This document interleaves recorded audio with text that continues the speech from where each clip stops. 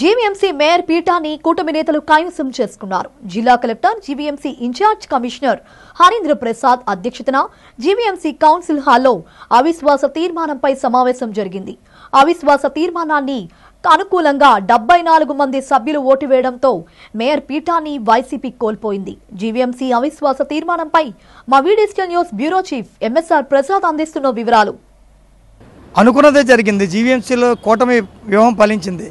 Mayor పీఠంపై కన్నేసిన TDP మొత్తానికి తాము పట్టు సాధించింది. 98 మంది కార్పొరేటర్లు ఉన్న జీవీఎంసీలో మేయర్పై అవిశ్వాసం ప్రకటించిన కూటమి ఈరోజు విజయం సాధించింది. మొత్తానికి పీలాశ్రీని మేయర్ అభ్యర్థిగా ప్రకటించిన కూటమి ఇదే నేపథ్యంలో మొత్తం 74 మ్యాజిక్ ఫిగర్ని దాటి మేయర్ పదవిని సాధించుకుంది. అయితే దీనికి సంబంధించి ఈరోజు జరిగిన అవిశ్వాస తీర్మానంలో 74 మంది కార్పొరేటర్లు చేతులెత్తడంతో కూటమి వ్యూహం ఫలించినట్టే చెప్పాలి. అయితే మొత్తానికి ఈ 74వ కార్పొరేటర్ అయితే మాత్రం ఓ విచిత్రమైన సంఘటనగా చెప్పుకోవచ్చు.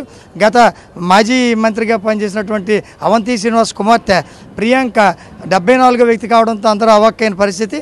ఆమె గతంలో 2 రోజుల క్రితమే వైసీపీకి రాజీనామా చేసి తటస్థంగా ఉంటానంటూ చెప్పినప్పటికీ కూడా ఈరోజు జరిగిన తీర్మానం, అవిశ్వాస తీర్మానంలో ఆమె ఓటుతో కలిపి మ్యాజిక్ ఫిగర్ని కూటమి చేజెక్కించుకుంది. అయితే మొత్తానికి 5 సంవత్సరాల క్రితం ఎవరైతే అభ్యర్థిగా మేయర్ అభ్యర్థిగా ప్రకటించారో టీడీపీ నుంచి, అదే అభ్యర్థి పీలాశ్రీను నేడు మేయర్ కాబోతున్నారు కూటమి నుంచి. అయితే దీనికి సంబంధించినటువంటి మొత్తం ప్రక్రియతో కూడా మేయర్పై అవిశ్వాస తీర్మానం పెట్టడం, దాన్ని కలెక్టర్ ఇన్ఛార్జిగా ఉన్నటువంటి కార్పొరేషన్ ఇన్ఛార్జిగా ఉన్నటువంటి కలెక్టర్ ఈరోజు 19వ తారీఖుని అవిశ్వాస తీర్మానానికి పిలుపునివ్వడం జరిగింది. అయితే ఈ సందర్భంలో 20 రోజులుగా 2 వర్గాలు కూడా, ఇటు కూటమి అటు వైసీపీ కూడా విదేశీ పయనం చేయడం, నిన్న రాత్రి కూటమి సభ్యులు విశాఖకు చేరుకొని నేడు ఒకే బస్సుపై అందరూ రావడం జరిగింది. అదే ఈ నేపథ్యంలో వాళ్ళు అనుకున్న విధంగానే అనుకున్న మ్యాజిక్ ఫిగర్ని సాధించి మొత్తానికి మేయర్ పీఠం కైవసం చేసుకున్నారు.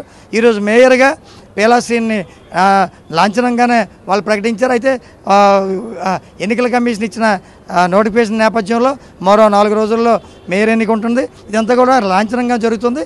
అయితే టీడీపీ అభ్యర్థిగా ఆల్రెడీ పీలాశ్రీని సత్సాత్వం కూడా వాళ్ళు ప్రకటించారు. ఈ నేపథ్యంలో కూటమి ఏదైతే ఒక ప్రెస్టీజియస్గా తీసుకుందో, కూటమి అభ్యర్థి ఎవరైతే కూటమి కార్పొరేటర్ ఉన్నారో పీలాశ్రీని కూటమి మొత్తానికి మేయర్ పీఠంలో కూర్చోబెడుతుంది.